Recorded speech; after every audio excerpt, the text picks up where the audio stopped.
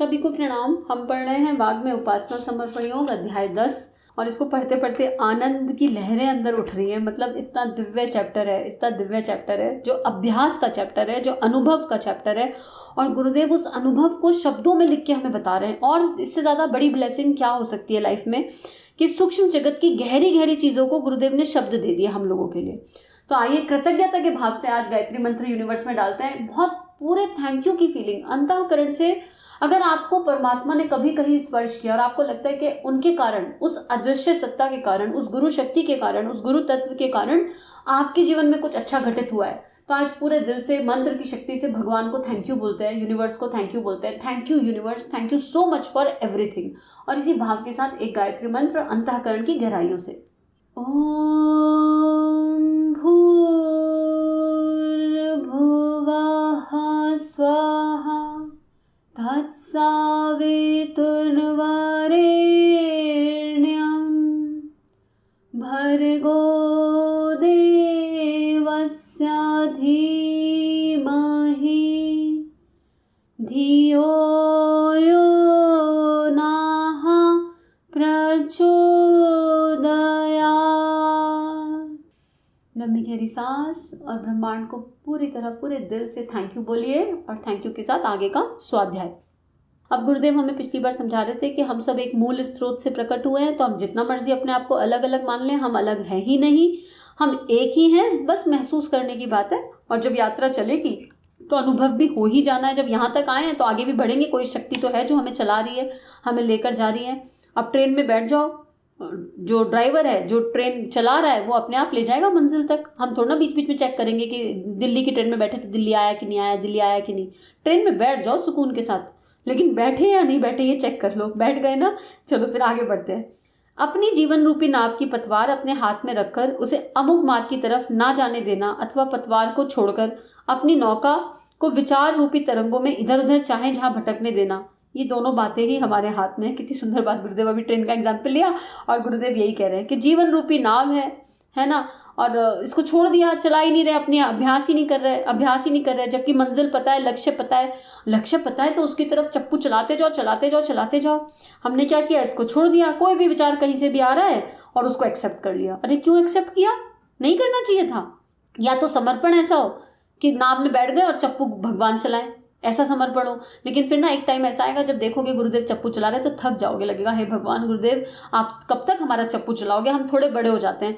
ऐसी वाली फीलिंग भी आएगी, हे परमात्मा थोड़ा सा हमको बड़ा कर दो, हमें समझदार कर दो। कि आप सामने खड़े हो के, जैसे एक माँ बच्चे को चलना सिखाती है ना, सामने खड़ी होती है बाहें फैला के, बेटा आ जाओ, बेटा चलो। बच्चा गिरता है, उठता है और माँ की मुस्कान उसे चलने के लिए मजबूर कर देती है। माँ के गले लगना होता है, उसने भाग के जाके चलकर कदम दिखाकर 10, और फिर वो 10 कदम के बाद उसको बड़ी अच्छी वाली फीलिंग आती है, ये 10 कदम चल दिए, और फिर वो कस के जाके माँ के गले लग जाता है। ऐसे ही वो गुरु रूपी माँ सामने खड़ी है, बाहें फैलाए और कह रही है गिरो चाहे उठो, लेकिन चलते जाओ। मैं बाहें फैलाए खड़ी हूँ, गुरु रूपी माँ बाहें फैलाए खड़ी है। हमें उसकी तरफ जाना है। हम जाने को तैयार हैं या नहीं, अपने आप से पूछने की बात है। आगे लिख रहे हैं, ये दोनों ही बातें हमारे हाथ में हैं। अगर हम अपनी जीवन नौका को अपने नियंत्रण में रख सकेंगे तो हम सब देश तथा कालों में महान तथा श्रेष्ठ पुरुषों के विचारों से भेंट करते रहेंगे। यह स्थिति निसंदेह प्रोत्साहक और आनंददायक है। कुछ समय पहले की बात है, 2 मित्र घोड़े पर सवार होकर हवाखोरी के लिए जा रहे थे।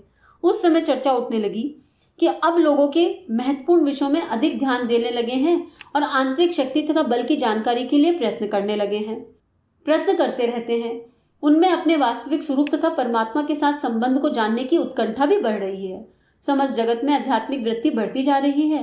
कुछ अंशों में निसंदेह इतनी बढ़ जाएगी कि जो उसे देखेंगे वे अपने को सौभाग्यशाली समझेंगे।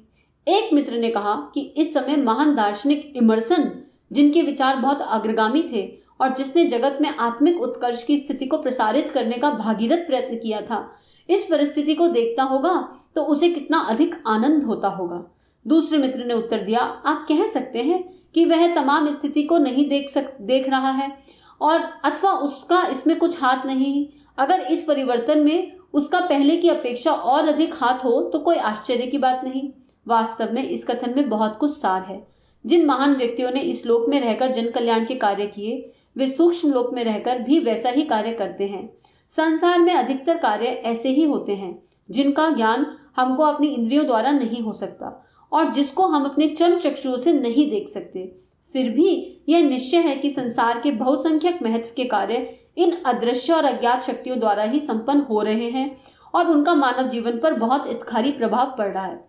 गुरुदेव इस पैराग्राफ में इन शॉर्ट एक समरी ये दे रहे हैं कि हम माने या ना माने, हमारी मर्जी। उन्होंने बहुत सारे एग्जाम्पल दे दिए, बहुत सारे प्रूफ दे दिए कि सूक्ष्म जगत है और ये पूरी पृथ्वी उस सूक्ष्म जगत की की हुई हलचलों के आधार पर चल रही है। अभी गुरुदेव शरीर में नहीं है, माताजी शरीर में नहीं है, लेकिन उनका सूक्ष्म शरीर कितना कार्य कर रहा है हम सब जान रहे हैं, किस लेवल पे कार्य कर रहा है। महर्षि अरविंद ने इतने प्रयास किया, अंत में उन्होंने सूक्ष्म जगत में हलचलें उत्पन्न करके भारत को कंट्रीब्यूट कर दिया। कितना जबरदस्त कंट्रीब्यूशन किया, हम सोच भी नहीं सकते।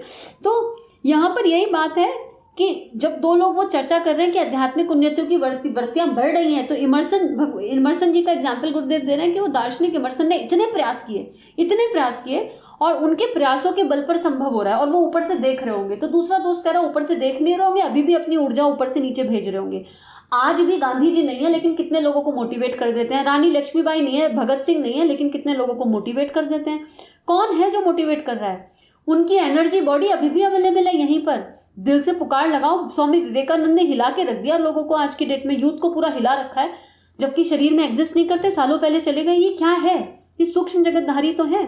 ठाकुर रामकृष्ण परमहंस की चेतना माँ काली से एक हो गई। माँ मीरा को, माँ कबीर दास जी को हम आज भी याद करते हैं। सब कुछ क्या है? ये लोग शरीर से चले गए, पर जो कार्य इन्होंने किया वो कार्य इनके सूक्ष्म शरीर आज भी कर रहे हैं, बशर्ते हम अपना हृदय इनके लिए खोल दें। अभी तो हम बंद हैं, हमारे लॉजिक ही नहीं मानते। और प्रूफ करने के लिए क्या क्या नहीं हुआ। कबीर दास जी का शरीर नहीं मिला, फूल में कन्वर्ट हो गए। है बुद्धि के स्तर की बात? नहीं है ना। तो जब बुद्धि के स्तर की बात नहीं है तो हम इसे बुद्धि से समझने की कोशिश क्यों करते हैं? और वो भी कौन सी बुद्धि? हमारी छोटी सी नन्नू सी बुद्धि, जो इस पूरे ब्रह्मांड में एक चींटी भी नहीं है। नन्नू सी चींटी के भी आधार नहीं है हमारी बुद्धि का।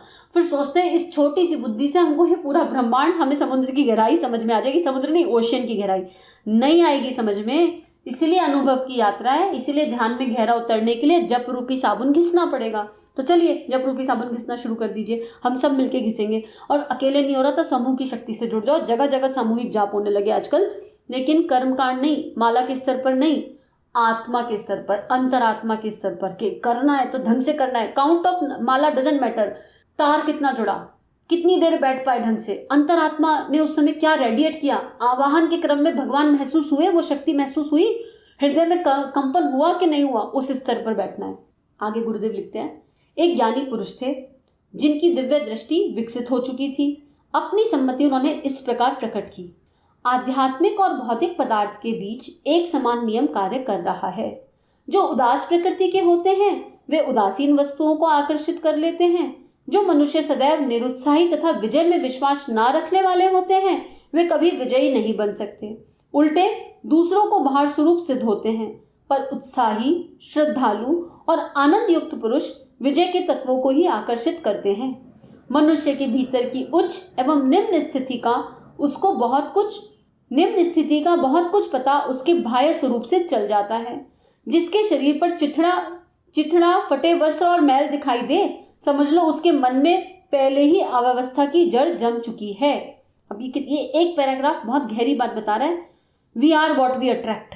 अब देख लो आप लोग कहाँ एग्जिस्ट करते हो, हम सब कहाँ एग्जिस्ट करते हैं। क्या मन में भाव आते हैं? मन में दुर्भावनाएं तो नहीं आती, दुर्विचार तो नहीं आते, बुराई भलाई में तो नहीं लगे हुए, कंपैरिजन तो नहीं कर रहे, हर्ट को रेडिएट तो नहीं कर रहे, दुनिया को बदलने की तो नहीं सोच रहे, खुद को बदले बिना कि हम सारी दुनिया को बदल डालेंगे, अपने आप पे ही काम नहीं करेंगे। अगर ऐसा सब कुछ चल रहा है तो फिर मतलब नहीं ना, फिर कहाँ से आत्मबल ही नहीं जाग रहा। अभी तो बाहर की तरफ है सारी वृत्तियां। तो ये एक पैराग्राफ बता रहा है हमारे अंदर उत्साह होना चाहिए, आत्मबल होना चाहिए, मन शांत होना चाहिए, श्रद्धा होनी चाहिए, विश्वास होना चाहिए, करुणा, कंपैशन, इमोशंस, एम्पैथी, सिंपैथी की फीलिंग्स होनी चाहिए अंदर, प्रेम होना चाहिए। सबसे इंपॉर्टेंट प्रेम है, शरीर भाव का नहीं, आत्म भाव का प्रेम। उस प्रेम होगा ना तो आत्मविश्वास जगेगा, आत्मबल जगेगा। जिसका आत्मविश्वास और आत्मबल जग गया वो नेगेटिव सोच ही नहीं सकता। वो इंसान हर समय पॉजिटिव सोचेगा, हर समय अच्छा सोचेगा, और फिर ना वो ऐसी शक्तियों को अट्रैक्ट कर ले अपनी एनर्जी में, अपने ऑरा में, जिनकी उसको इस यात्रा पर आवश्यकता है। तो ये ज्ञानी पुरुष की दिव्य दृष्टि और गुरुदेव की भी यही दिव्य दृष्टि है। आगे एक पैराग्राफ और पढ़ लेते हैं। आपके हर एक विचार का एक निश्चित मूल्य है। आपके शरीर का बल अथवा मानसिक बल, आपकी व्यापारिक सफलता और आपके संपर्क से दूसरे को मिलने वाला आनंद इन सब का आधार आपका अपना ही विचार है। जिस दिशा में आप अपने मन को फेरते हो उसी दिशा से आपकी आत्मा अनुकूल अदृश्य तत्वों को अपनी तरफ खींचती है। यही नियम रसायन शास्त्र अथवा अध्यात्म शास्त्र का है। यह नियम केवल उन्हीं पदार्थों पर लागू नहीं होता जिनको हम देखते रहते हैं, क्योंकि जितने पदार्थों को हम आंखों से देखते हैं उससे 10,000 गुना अधिक पदार्थ हमारे नेत्रों में अगोचर रहते हैं, नेत्रों से अगोचर रहते हैं। इसी सत्य को समझाने के लिए भगवान बुद्ध ने कहा, नाहि वेरेन वेरानी सम्मन्तीद कुदाचनम अवेरेन ना सम्मन्नति एस धम्मो सनातनो। उच्चारण में हुई गलतियों के लिए क्षमा। इसका अर्थ है, वैर कभी भी वैर से शांत नहीं हो सकता, वरन अवैर अर्थात प्रेम से ही शांत होता है। यही सनातन धर्म और सनातन नियम है। भलाई का कार्य करना ही प्रकृति में उपस्थित शुभ और शक्तिमान तत्वों को अपनी तरफ आकर्षित करने के समान है। कितनी सुंदर बात है। पूरा पैराग्राफ इतनी खूबसूरती से गुरुदेव समझा रहे हैं। अभी भी हम अगर नहीं मान रहे और हम अपने आप को लोअर इमोशंस और लोअर थॉट के चारों तरफ के जंजाल में फंसाए हुए हैं तो क्या होगा? एक एक कचरा निकाल के बाहर कर दो। आज मन में दीनता, हीनता, लोअर इमोशन होने ही नहीं चाहिए। हमारी परिस्थिति आज केवल हमारे भावनाओं और विचारों पर निर्भर करती है। इसी एक क्षण से, यही एक वो पल है जब हम अपने भीतर केवल सकारात्मक पॉजिटिव और पॉजिटिव भाव और विचार रखेंगे। एक भी नेगेटिव विचार आए तो उसको भस्म कर दो सविता के प्रकाश से। एक एक्सपेरिमेंट करके देखो। आंखें बंद करो, भीतर जाओ अपने अंदर, लंबी गहरी सांस लो और सबसे पहले अपने भाव शरीर में देखो। कौन सी भावनाएं हैं इस समय आपके शरीर में? सांसों के साथ देखो कौन सी भावनाएं आपके अंदर रेडिएट कर रही हैं। अगर प्रेम, करुणा, संवेदना, दया, ममता, उदारता, ह्यूमैनिटी, इनकी विपरीत कोई भी है ना, ईर्ष्या, गुस्सा, राग, द्वेष, कोई भी ऐसा विचार है जो अनावश्यक है, भावना करो कि सविता देवता का तीव्र प्रकाश, बहुत तीव्र प्रकाश जो करुणा से पूर्ण है, प्रेम से पूर्ण है, लेकिन उसकी तीव्रता बहुत हाई है। ब्रह्मांड की अनंत गहराइयों से वो प्रकाश आकर उस एक तत्व पर पड़ रहा है और मन ही मन गायत्री मंत्र का जाप करो नॉन स्टॉप 15-20 मिनट लगातार। इस एक विचार पर वो सविता का प्रकाश इतनी तीव्रता से पड़ते देखना है और वो भाव अनावश्यक भस्म हो रहा है और उसकी जगह एक दिव्य कमल का पुष्प खिल रहा है। दिव्य श्रेष्ठ विचार भाव उसकी जगह जन्म ले रहा है। उस भाव को, दिव्य विचार को जन्म लेते हुए देखो अंदर। और ये अभ्यास नियमित करना है और धीरे धीरे अपने फोकस को कमल पर ले जाना है। वो केवल पहले प्रॉब्लम को समझ लिया, अब समाधान पर फोकस। अब कमल खिल रहा है और खिलते हुए कमल को देखो। सूक्ष्म में सविता देवता अपना काम कर रहे हैं। वो विचार तो जड़ से जाना ही है, जिसपे आपने ध्यान केंद्रित कर दिया आज वो तो जाएगा ही, लेकिन उस खिलते हुए कमल को देखो और उसमें उस कमल का उत्साह देखो, उस कमल की प्रसन्नता को देखो, उसके आनंद और उल्लास को देखो।